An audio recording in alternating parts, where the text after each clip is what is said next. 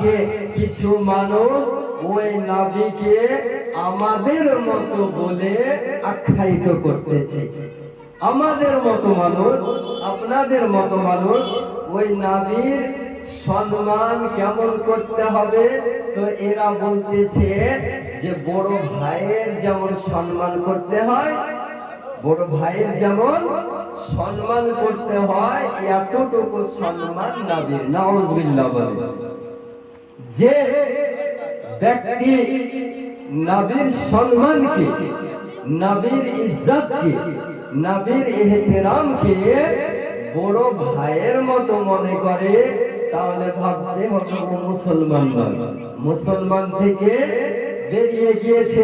আপনাকে আমি বলতে চাই, ইসলাম জগতের প্রথম খলিফা হযরত আবু বকর সিদ্দিক নবীকে আমার মতো বলেননি।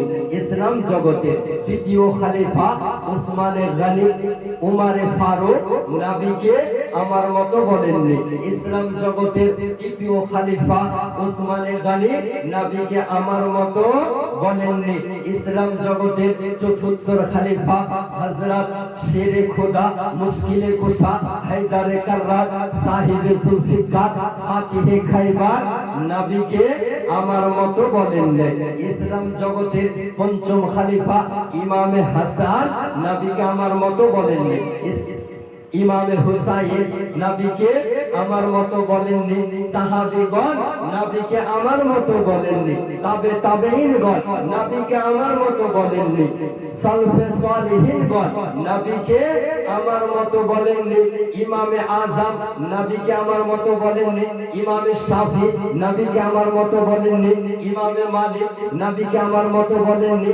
ইমাম আহমদ বিন হাম্বল নবীকে আমার মতো বলেননি। যত সাহাবাগণ রয়েছে, ইমামগণ রয়েছে, নবীকে আমার মতো কেউ বলে আখ্যায়িত করেনি। কিন্তু এই 1400 শতাব্দীর মহামূর্খ আজকে নবীকে আমার মতো বলে আখ্যায়িত করতেছে। যে নবীকে আবু জাহেল আমার মতো বলেছিল, আবু লাহাব নবীকে আমার মতো বলেছিল, তাহলে বলুন মুসলমান, যারা নবীকে আমার মতো বলে তারা কাদের দলের লোক? আবু জাহেলের দলের লোক, আবু লাহাবের দলের লোক, উতবা শুয়াইবা দলের লোক। আবু বকর সিদ্দিকের দলের লোক হতে পারে না, উসমানে গনির পক্ষের লোক হতে পারে না। যারা বেধর্মী নবীকে আমার মতো বলে আখ্যায়িত করেছে তাদের দলের লোক। তাহলে ভাবতে হবে যে কাফেরের পক্ষ কাফের নিতে পারে আর মুসলমানের পক্ষ মুসলমান নিতে পারে।